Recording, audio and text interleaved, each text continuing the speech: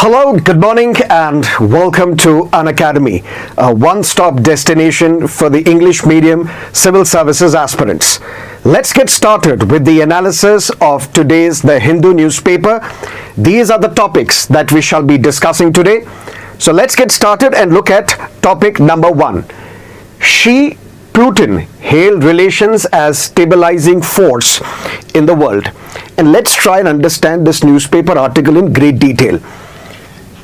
Mr. Vladimir Putin on May 7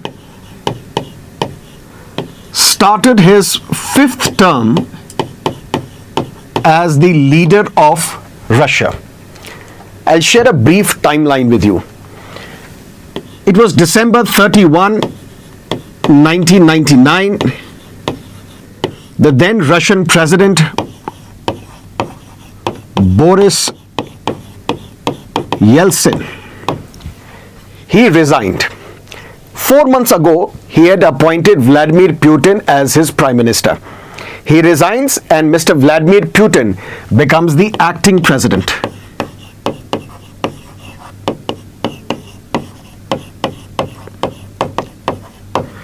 Then the year was 2000. Elections were held and Mr. Vladimir Putin became the president of Russia. The year was 2004 again, another election, and Vladimir Putin became the president of Russia till 2008. Why? Because the term of the president in Russia then was 4 years. And there was a limit. You cannot have a third consecutive term as the president of Russia according to the Russian constitution. And now in 2008, Dmitry Medvedev became the president of Russia. Vladimir Putin is now the prime minister of Russia, but it is basically Vladimir Putin who is the leader who calls all the shots. But then elections were to be held in 2012. And now Mr. Vladimir Putin is contesting election again and became the president of Russia for a 6-year term because the constitution was altered, constitution was changed, and now you will have a 6-year term. 6-year term till 2018, then another 6-year term till 2024, which is when you can't contest the elections again. Why? Because there is a limit. You cannot be the president of Russia for 3 consecutive terms. But in 2020, constitution was amended again. I will save you from some technicality. I will make it simple for you. Long story short, yes, there is a 2-term limit for the Russian president, 6 years at a time. But this 2-year limit will set in from 2024 for Vladimir Putin, which basically means when Vladimir Putin became the president of Russia again on May 7, 2024, that means 2024 till 2030 for 6-year term, then till 2036 for another 6-year term. That means this 2-term limit for Vladimir Putin will start in 2024. Long story short, Vladimir Putin has been the leader of Russia since 2000, and he is going to remain, if he is alive, till 2026, which means for more than 3.5 decades. But what is the purpose here? Mr. Putin and Mr. Xi, they have now met. And this comes at a time when Vladimir Putin is confident of victory in Ukraine. There's a war going on between Russia and Ukraine. You are all aware of it. And significant advances have been made by Russia. According to various reports, Russia is in a commanding position to win this war in Ukraine right now. And Mr. Xi, he visited Europe, where he met the President of France, where he met the leaders of the European Commission as well. He also met the leaders of Hungary and Serbia. And the leaders of both these countries, they are friends of Vladimir Putin. What are we trying to understand here? The point is, this visit comes at a time when Vladimir Putin is confident of a victory in Ukraine, when Mr. Xi has just returned from his trip, from his tour to Europe, where he met the leader of France, where he met the leaders of Hungary and Serbia. Both of them are the friends of Vladimir Putin. And at the same time, this is considered to be the first visit of Vladimir Putin since he assumed the office of the president of Russia again on May 7, and this is his 19th visit to China since 2000. But then what is the takeaway? The takeaway is, it was in 2022 when China and Russia, what they did, they signed something that they call no limits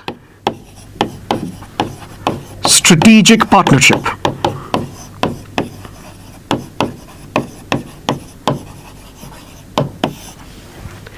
In 2022, China and Russia signed what they call no limit strategic partnership, and just days later, what Russia did, invaded Ukraine.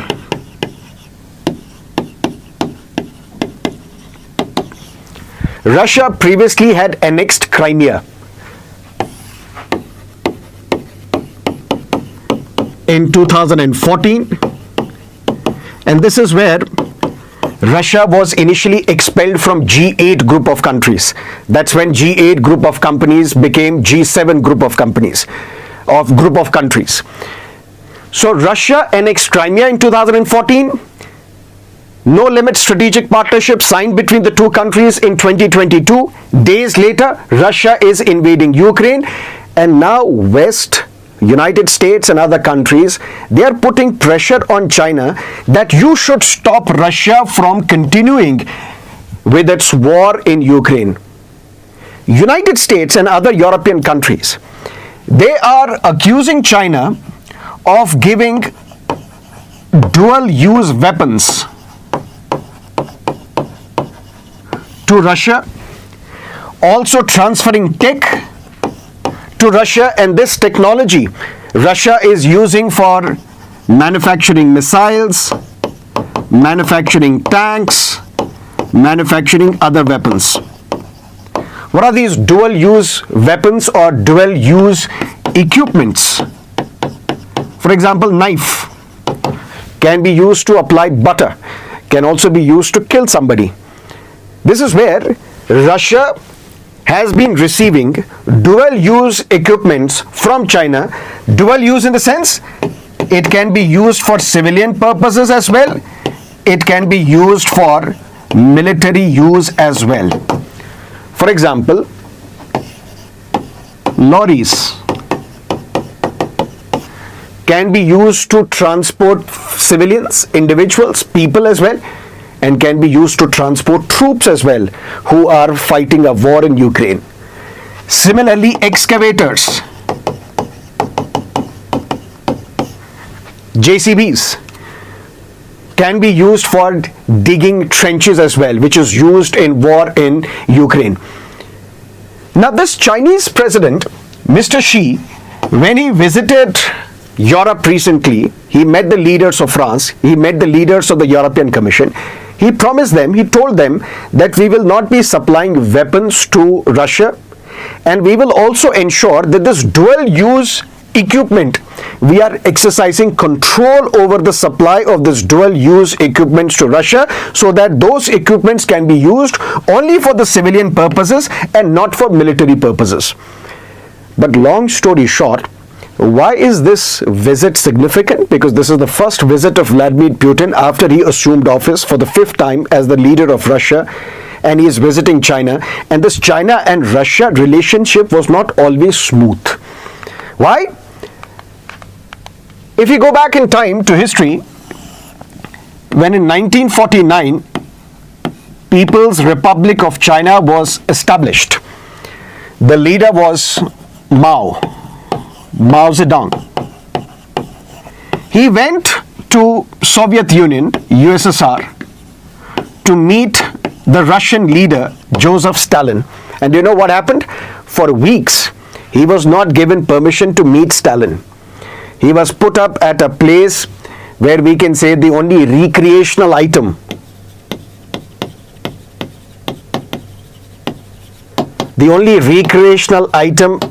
was broken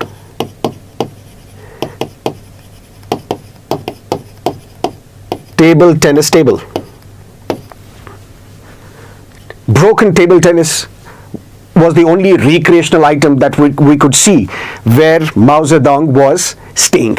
But then he met Joseph Stalin, but the relationship was frosty.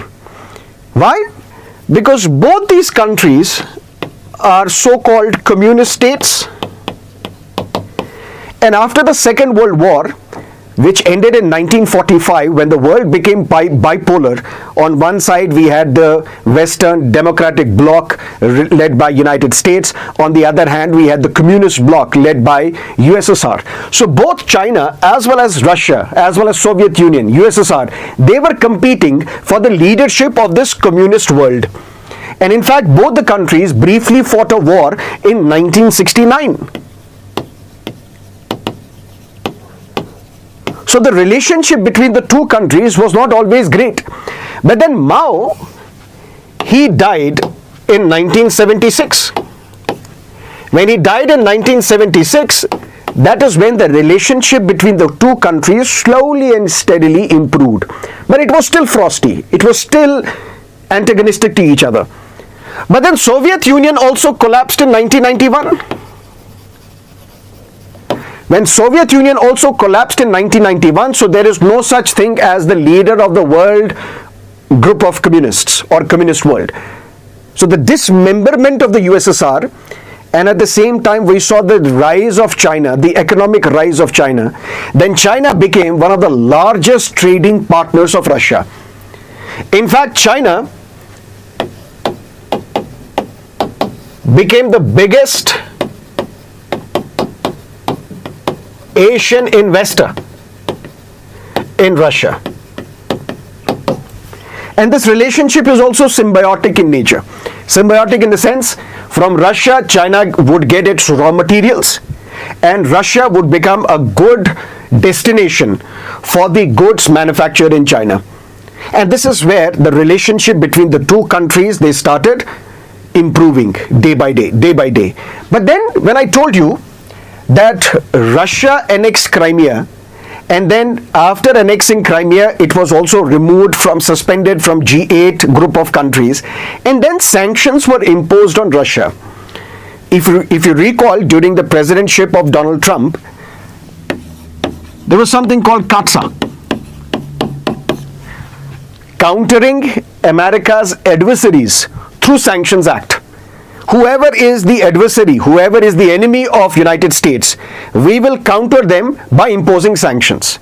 And under this CAATSA, there are three countries: North Korea,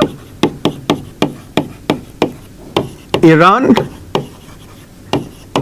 and Russia. Any country which deals economically in significant numbers, which deals with these three countries, United States will impose sanctions. That is why with the signing of the 10-year pact with the Iranian government on Chabahar, there are also talks that United States is considering imposing sanctions on India, because we are carrying out transactions of significant nature with one of the adversaries of United States, which is Iran. And one such country against whom sanctions can be imposed, or a country which deals with Russia, sanctions can be imposed by United States. That country is Russia. And that is why India and some other countries, they are saying, if Russia has fallen into the lap of China, that is because of United States. That is because of the Western countries. Because the relationship between Russia and China, it has strengthened in the recent past, and that is thanks to the diplomatic pressures, the military sanctions, the economic sanctions on Russia by United States and other European countries. But be that as it may, the point is, Russia according to newspaper reports, is all well placed to win this war in Ukraine. And China, on the other hand, is also expansionist in its ideology. It wants to expand its territory. And we have seen the trouble that we have been facing along the line of actual control. China still disputes Arunachal Pradesh, saying it is our part. China still has, some would say, significant presence along the line of actual control on the Indian side. So what will happen if China becomes the major partner and Russia becomes a junior partner in this relationship?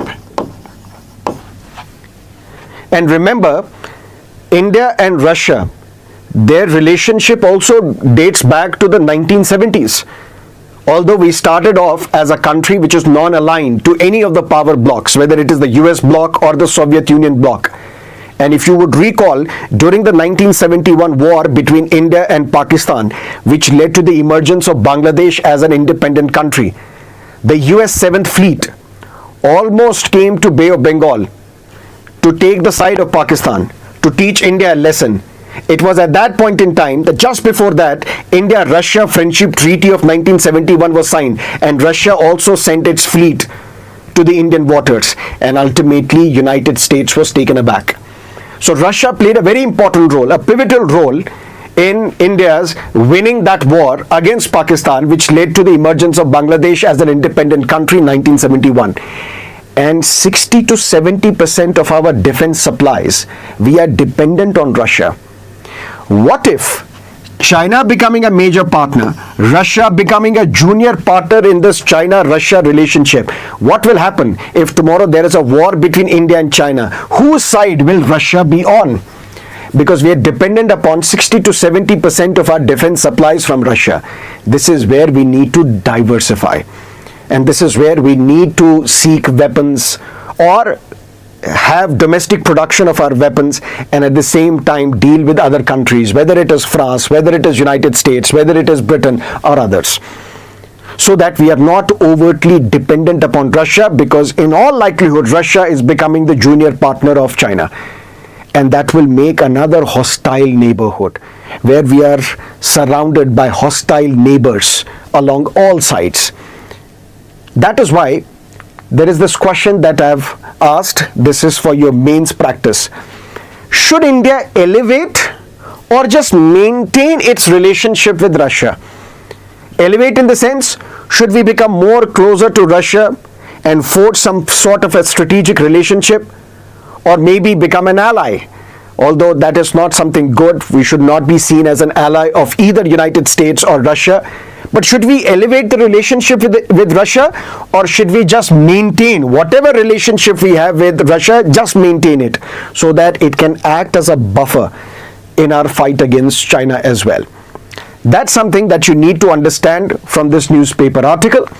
Let's now jump to another newspaper article on page number 1 of the Delhi edition of the Hindu, relevant for GS paper 2.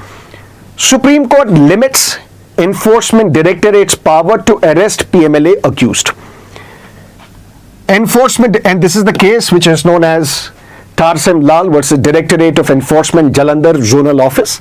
You don't have to remember this case, but just in case, sometimes UPSC goes berserk and asks you specifically on this case.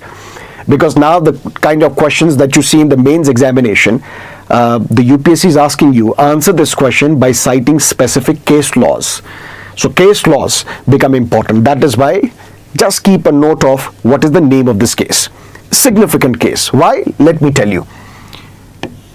Enforcement Directorate, which comes under the Ministry of Finance, and to be more specific, Department of Revenue under the Ministry of Finance, it is responsible for investigating offences under Prevention of Money Laundering Act 2002.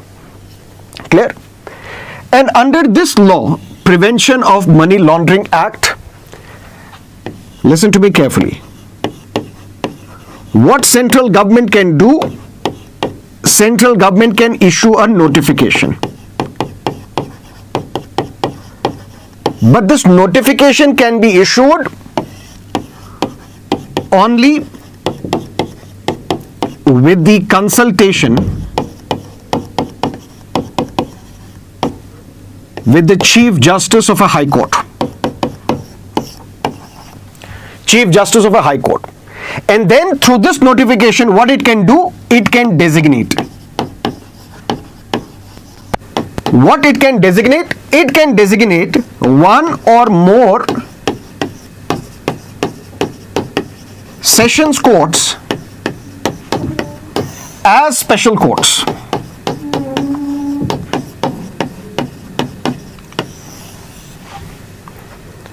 What are we trying to say? To deal with cases involving MPs and MLAs, according to the directions of the court, those cases cannot be filed in ordinary courts. There has to be special designated courts to try these MPs and MLAs who are accused of crimes, so that swift justice is given. Similarly, under Prevention of Money Laundering Act, if you are an accused under this law, you will be tried in special courts, and these special courts will be designated by the notification of the central government, but this notification can be issued only with the consultation of the Chief Justice of that High Court. But then why are we discussing this? If the special court summons you, if you're accused in a case under PMLA and you're summoned by the special court, which is designated under the Prevention of Money Laundering Act, you are deemed as under arrest. And if you are under arrest, and if you want to come out, what is it that you need to do? You need to seek bail. But the bail conditions are very, very strict under PMLA. That is why those accused under PMLA, it's very difficult for them to get bail. Why? Because the conditions are, you have to meet these two conditions for bail. What are these two conditions? Prima facie, you have to convince the judge that you are not guilty and that you will not commit the offense again.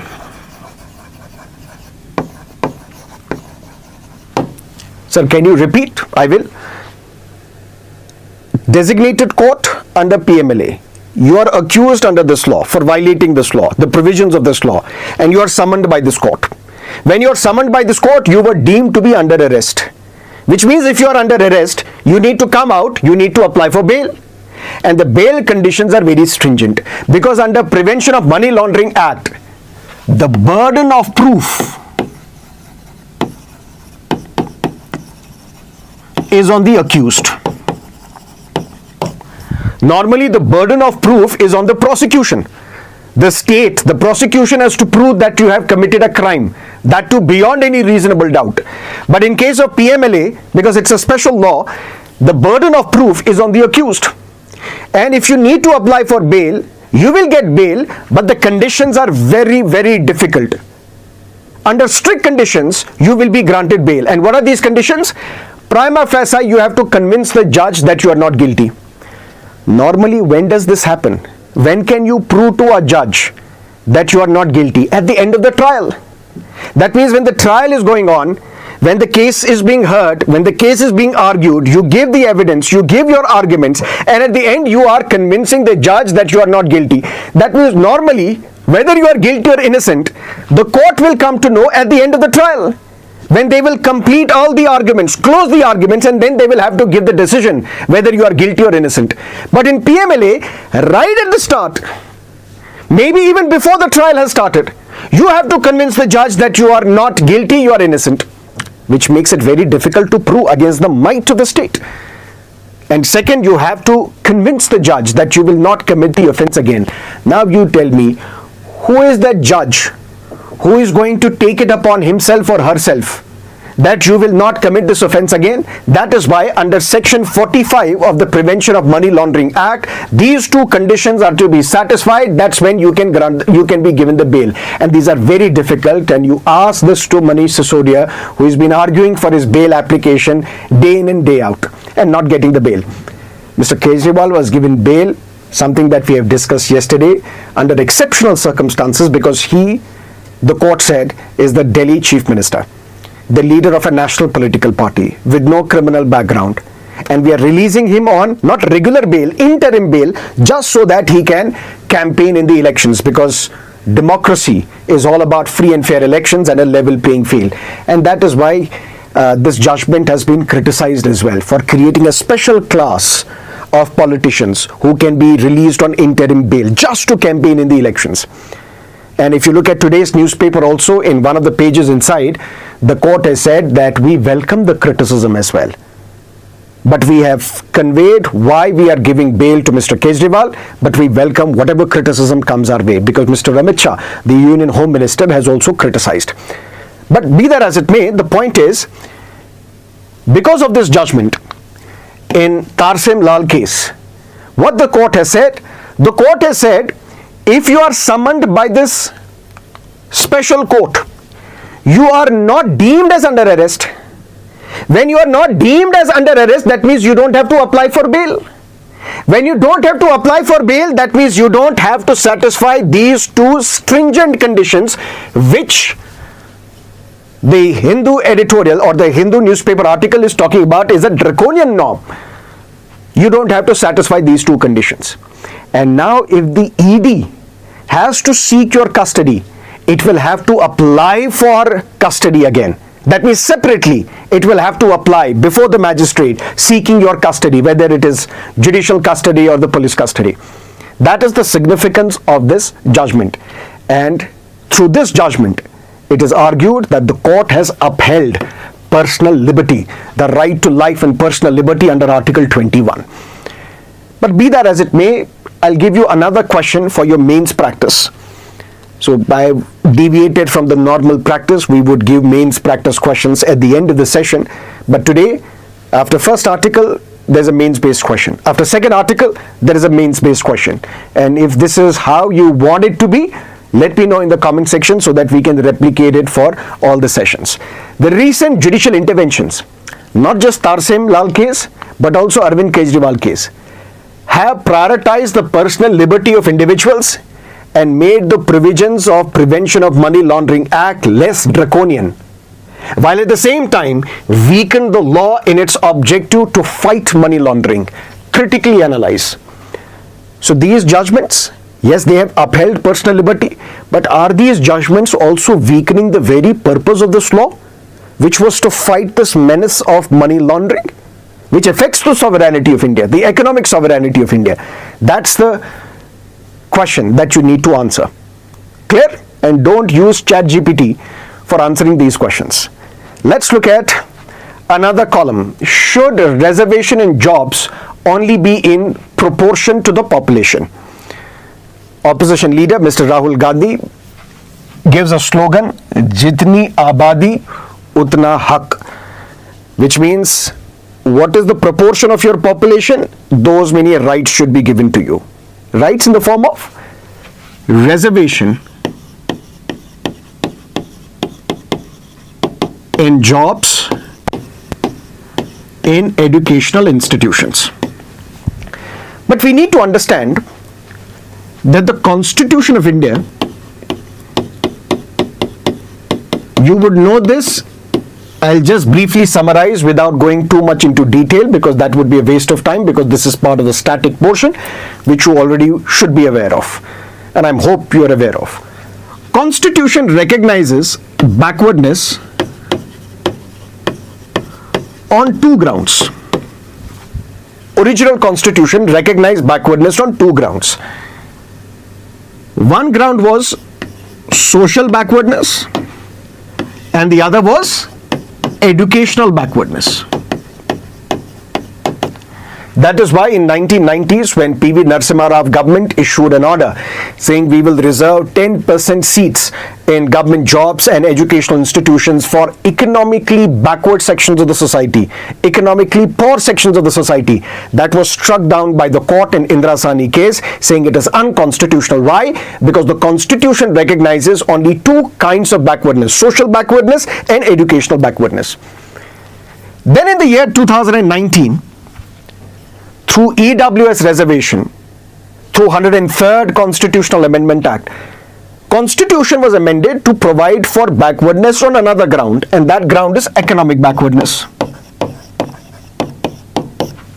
Sir, how is it different from P.V. Narasimha Rao government's order? Because during 1990s, when P.V. Narasimha Rao government issued that order, that was a government order. That was not a constitutional amendment. So what the parliament did in 2019, it amended the constitution and now provided for economic backwardness also as a criteria to determine backwardness. So now the constitution recognizes backwardness on the grounds of social backwardness, educational backwardness and economic backwardness. Is that clear? Perfect. For that there is something called census. Clear? Census enumerates the people, and through the census lots of questions are asked to the people of India, and that's how the data is collected. What is your age? What is your mother tongue? What is your gender? What is your religion? What is your educational status? What is your economic status? How do you earn? Fertility age, fertility rate, fertility age for a woman. All these questions are asked. Questions on caste are also asked, whether you are from SC or ST community. But do you belong to other backward castes, other backward classes? That data we do not have. Why? Because that data we had till 1931. When the last time we had the caste-wise breakup, caste-wise data of all the population of this country, that was in 1931. But when the census was conducted after 1931, in 1941, this caste-based data was not provided. Why? Because the government then said, it was a British government, it said that there was a period of Second World War ongoing, we had to cut the costs, so as a measure of cost cutting, this data was not captured.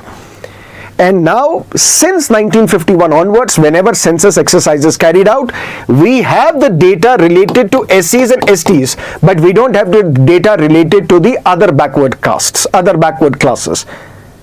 We need to know. And that's the slogan of the Congress. Jitni abadi utna hak, and at the same time we need caste census, so that we can understand what is the proportion of population of all the different groups in India, and according to their population we should give them reservation in government jobs and educational institutions. Now there is a beautiful debate ongoing between Sudhendra Kulkarni, who was the advisor to Mr. Vajpayee, and Mr. Sukhdev Thorat, who was the former head, the chairman of the University Grants Commission.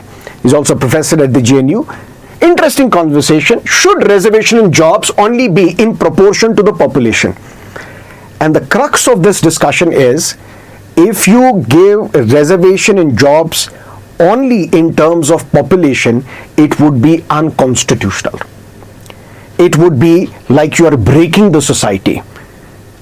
Although Dr. Ambedkar wanted reservation on the grounds of social backwardness, economic backwardness, but how do we judge this backwardness? It is through population, can be one supplement to that, but it should not be only on the grounds of population.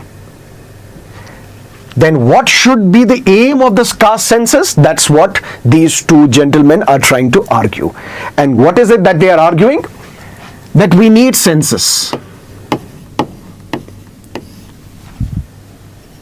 and caste census. And what will that census capture? It will capture all the data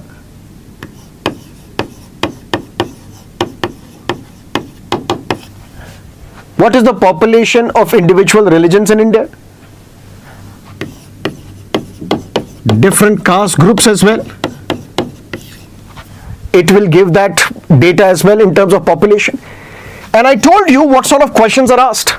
What is your economic status? What is your educational status? That means by capturing all this data, now we will have a caste-wise data as to who is socially,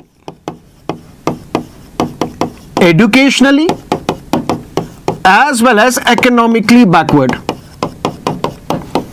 And basis that, we should design our policies. Because the basic purpose of census is not just to get the data, get the number of what is the population of India. It's also to look at the various indicators of their social, educational, economic status, so that we can have policies and programs to uplift them. So when we have this data, that means specific to a particular religion, caste group, we will have the data whether these are socially, educationally and economically forward or backward. And this is where another interesting concept will come up, and that is what we call sub-categorization.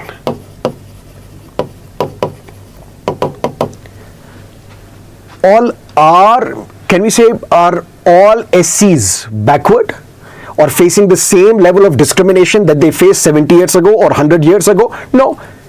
There will be some groups within the SC community who are earning money in crores, who have achieved the economic parity with other groups, or in fact have surpassed them. Should they continue, or their children continue to reap the benefits of reservation? No. That is why within a group there is a conflict as well. For example, look at Telangana, where we have, for example,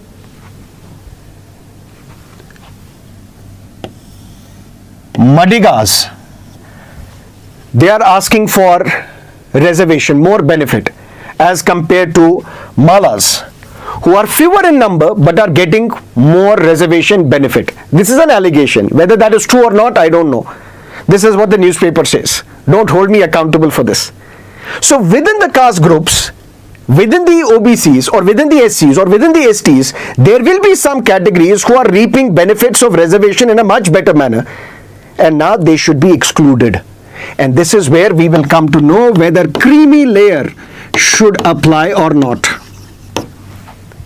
All this is possible through this census exercise, which is conducted on caste lines as well, so that we have data related to all the religions, all the caste groups, and within the caste groups various subgroups as well, so that we can deal with the subcategorization of these groups, so that at the minute level we have details, data about each group's social, educational and economic backwardness. And that is how the policies and programs will be tailor-made. That's how the reservation should be provided.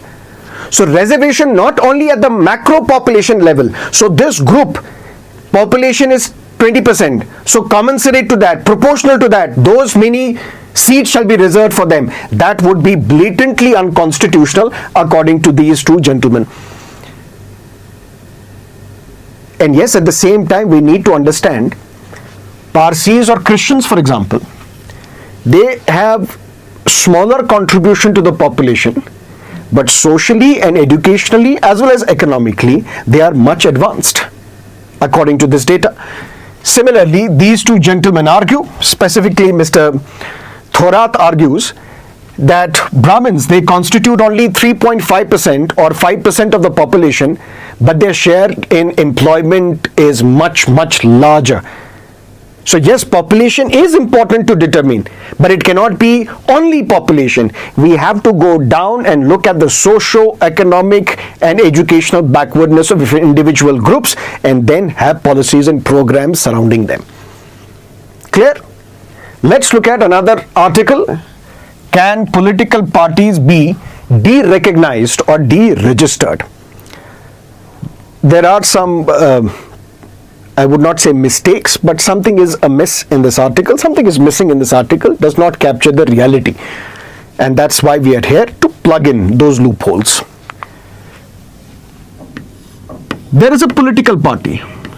And what is a political party? A group of people who come together with the single objective of fighting elections and capturing political power. So capturing political power through democratic means is the definition of a political party. Now all these political parties, if they want benefits from Election Commission of India, if at all they want benefits from Election Commission of India, they have to register with Election Commission of India. And that is under section 29 capital A of the Representation of the People Act 1951. And when they register, apply for the registration of their political party, they have to ensure that we abide by the Constitution of India. They have to ensure that we abide by the socialism, secularism, the ideals of our republic. And they have to contest elections. Clear? Over a period of time, all these political parties, they become registered political parties. those which are registered under Section 29 capital A of the Representation of the People Act 1951. Clear? But over a period of time, some of these registered political parties, they become recognized political parties. That means recognized as either state or recognized as national political party. And these recognized political parties, they have some benefit. The registered political parties have another benefit, so on and so forth. But these are political parties whom we call registered but unrecognized political parties. And there are 2,970 registered but unrecognized political parties.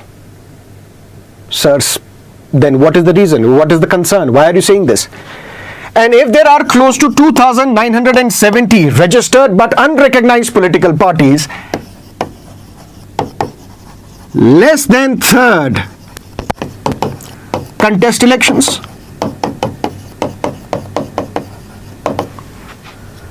If these political parties are registered with the Election Commission of India, and the political party's definition is that we want to contest elections and through these elections we want to capture political power, then why do they not contest elections?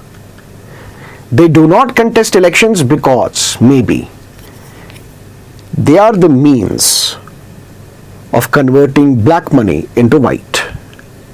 Because all donations to political parties are 100% exempt from income tax.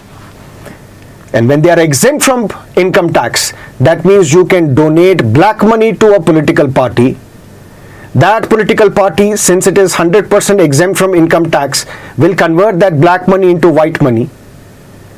Which means there are institutions, there are individuals which establish political parties just for the same one purpose of collecting these funds and get 100% exemption, because less than third of them, they do not contest elections. And this article argues that Election Commission of India currently does not have the power to take action against these political parties. But this is not factually correct. Because in the year 2022, more than 500 such registered but unrecognized political parties, they were delisted by Election Commission of India. How they were delisted? Because you have to then verify these political parties as well. Because when these political parties, they file application for registration as a registered political party, they give their party constitution, they say we abide by the Indian constitution, they say we will carry out inner party democracy. That means every period, after 3 years or 5 years, we will hold elections to all the posts in our political party, because one job of the Election Commission of India is also to ensure inner party democracy in political parties. And Election Commission of India ensures this by ensuring that there are periodic elections to all the offices of a political party. But when the physical verification happened, these political parties had no offices, they had shifted their offices, those details were not with the Election Commission of India. Long story short, after the verification, more than 500 such registered but unrecognized political parties, they were delisted. So this article may not be entirely correct when it says Election Commission of India does not have the power. Election Commission of India does this. But what Election Commission of India should further do, based on their own report in 2016, the Electoral Reforms Report in 2016. And in fact, this was the question asked in one of your mains examination as well. Comment on the electoral reforms suggested by Election Commission of India in 2016. And then that year, this question was asked in your mains exam.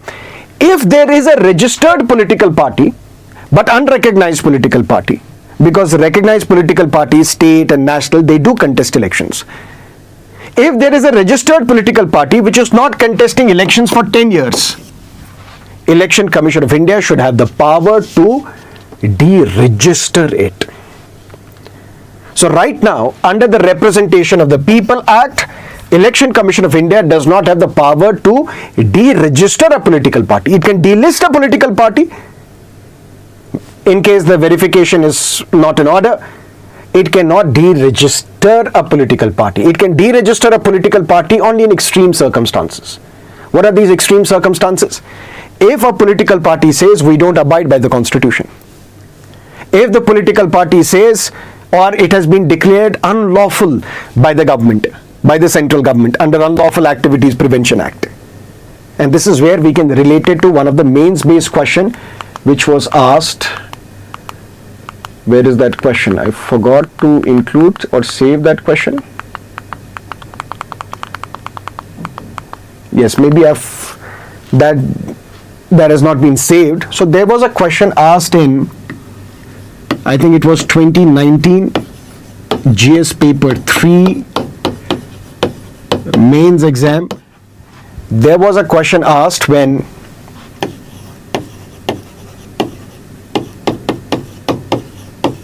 Jamaat-e-Islami Jammu and Kashmir was banned under Unlawful Activities Prevention Act. Why was it banned? Because it was considered to be an overground worker. The members of the Jamaat-e-Islami, they would give calls to boycott the polls. Their members were the overground workers of the terrorist organizations. Overground worker is somebody who provides logistical support, financial support. They're not actively killing people. They're not actively engaged in warfare with the army and the police, but they are providing other support to these terrorist organizations. Those are what we call overground workers. And now, interestingly, why this topic? Why this question related to political parties registration is that Jamaat-e-Islami once was a political party in Jammu and Kashmir. It would contest elections in Jammu and Kashmir.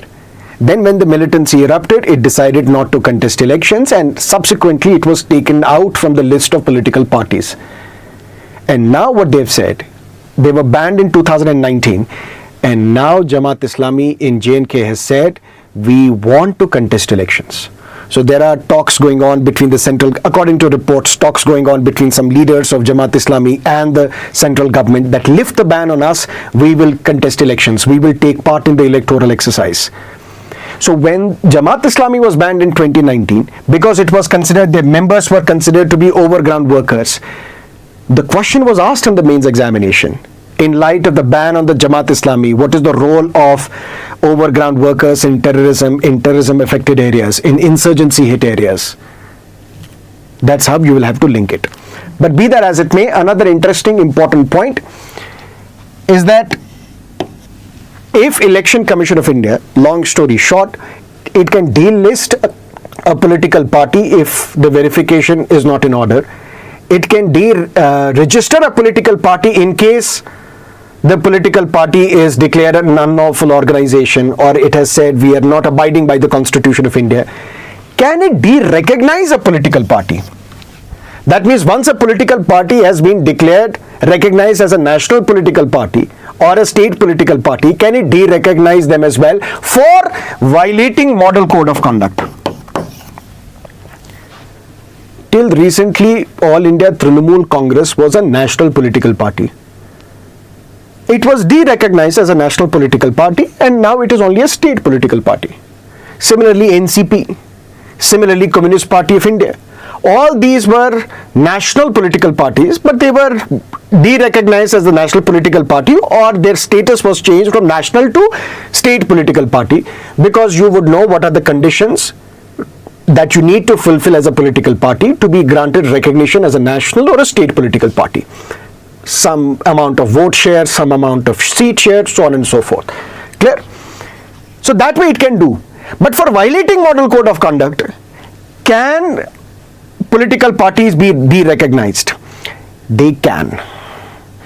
But it is the Election Commission of India is not employing this power. The only case in which the Election Commission of India used this power was in case of National People's Party of Meghalaya, of Mr. Conrad Sangma, which is a national political party. It's a national political party as well as recognized as a national political party. It's a National People's Party. Its recognition was suspended. Why it was suspended? Because there was a judgment of the court, Common Cause versus Union of India, many years ago. Basis that judgment, Election Commission of India directed all political parties that whatever expenditure you have incurred because of elections, you submit all those expenses with us within 75 days if it's a legislative assembly election, within 90 days if it's a Lok Sabha election. If you fail to furnish this, we will take action against you. National People's Party, which is now a national political party, which is the first northeastern political party to get the status of a national political party, even after sending so many reminders that you contested elections, give us the detail of your expenditure, it failed to submit this expenditure detail. And that is when Election Commission of India, perhaps for the first time, used this power to suspend the recognition of National People's Party. But later on, after getting the clarification from this political party, this suspension was suspended. Now it is again a national political party recognized. So long story short, what is the purpose here? The purpose here is action should be taken against those registered but unrecognized political parties who do not contest elections for 2 terms or 10 years. Those should be deregistered. Second, should action be taken by Election Commission of India against recognized political parties for violating Model Code of Conduct? Yes. That's the crux of this article. Clear? Let's look at something else.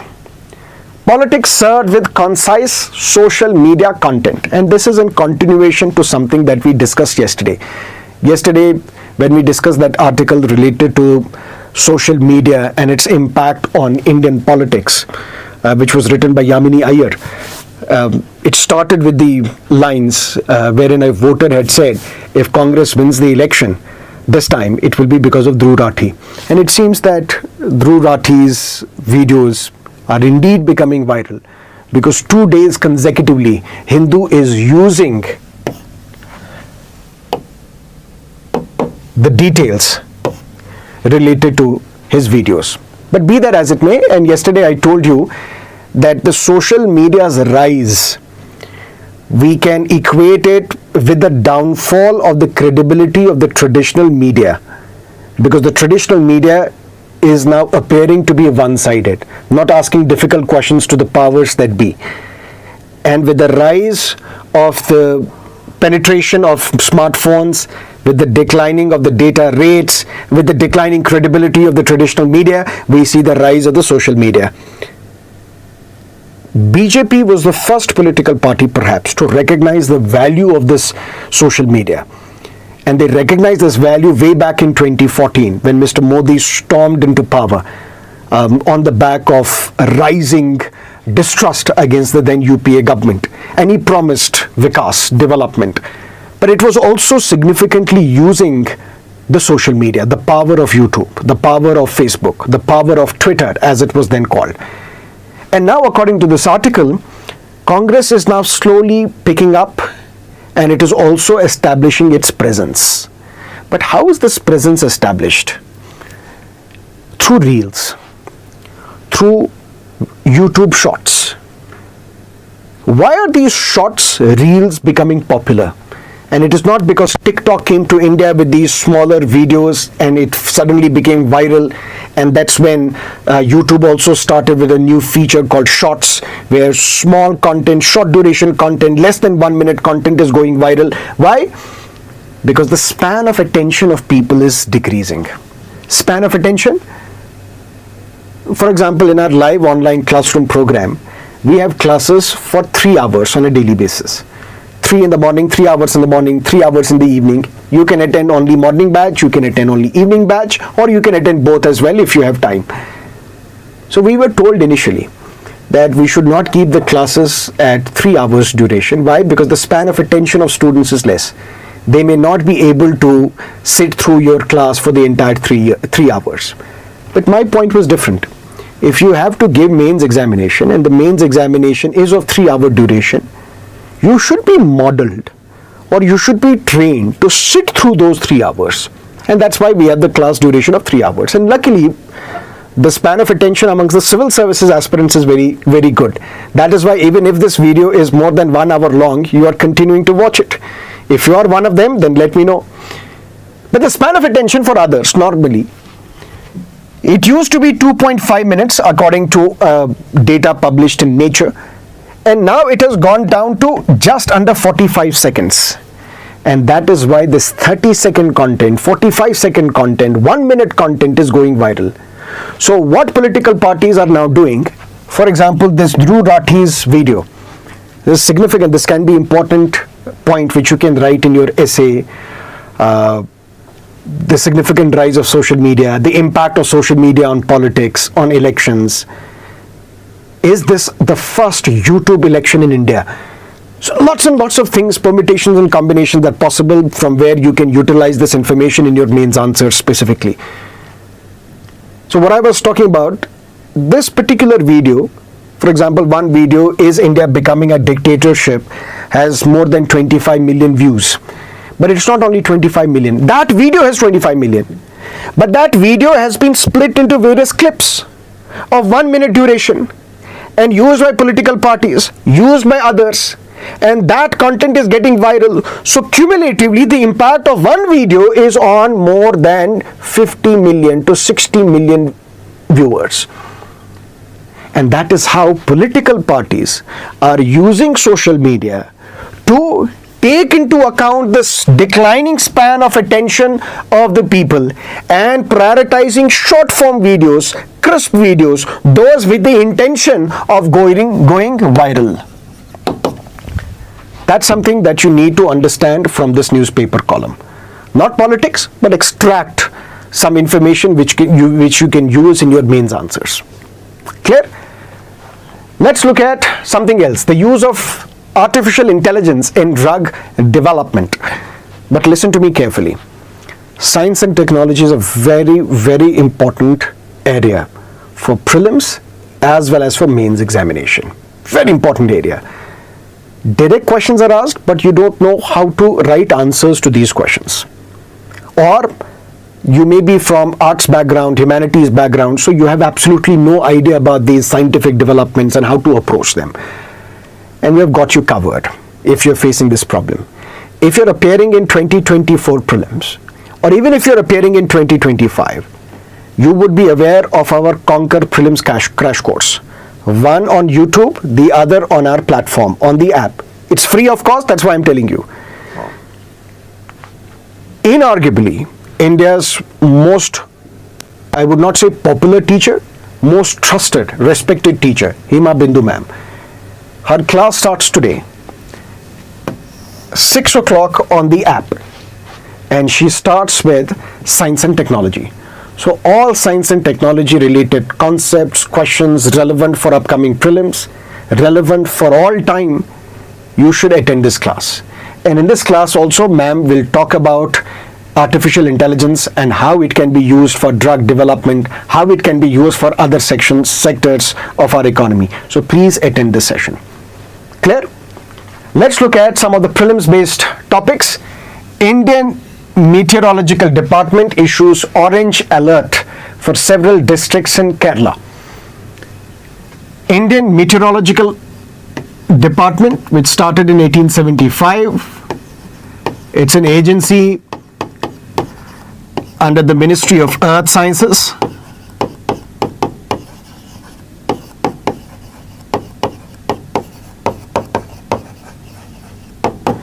And it is this office, it is this Indian Meteorological Department which gives us forecasts into, let's say,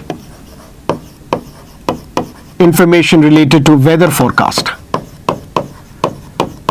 or seismology related to earthquakes and others. It gives us details about the weather pattern.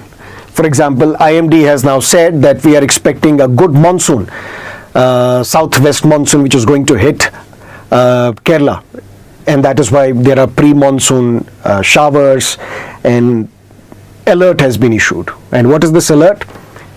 IMD says monsoon will be spectacular success this time because of the weakening El Nino in the Pacific Ocean, and you know the link. If there is El Nino in the Pacific Ocean, there will be shortage of water or rain during the monsoon season, deficit monsoon. If there are La Nina conditions, then reverse impact.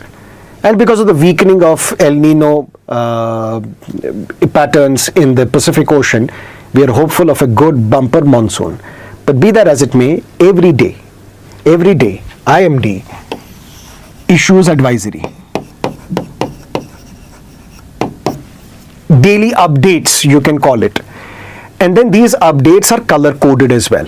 Color coded, for example, green. If this green advisory or if this green update is given, you can say in the words of Amir Khan, all is well. Don't worry about the weather conditions. If it is then yellow, then it is orange or amber, then it is red. So these color coded advisories are issued. Green, yellow, orange, red. Green means all is well. Yellow means there are severely bad weather conditions.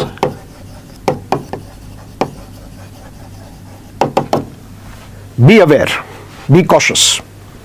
Orange, severely bad weather conditions which has the potential for disruption of road, rail communication. Severely bad. Red is extremely bad weather conditions, or we can say here also it is extremely bad, but it has the potential to disrupt road traffic. Here it is extremely bad, which definitely is going to disrupt, which does not have the potential, which is definitely going to disrupt road, railways, traffic, and which can also threaten public life. Such advisories are issued, and now IMD has issued these advisories, some orange alerts for some areas in Kerala, some yellow alerts as well. So details regarding IMD, details regarding these 4 color coded advisories can be important, relevant for your examination. Clear? Let's look at the last part. Retain 25 companies of CAPF in Andhra Pradesh, says the Election Commission of India. How many Central Armed Police Force,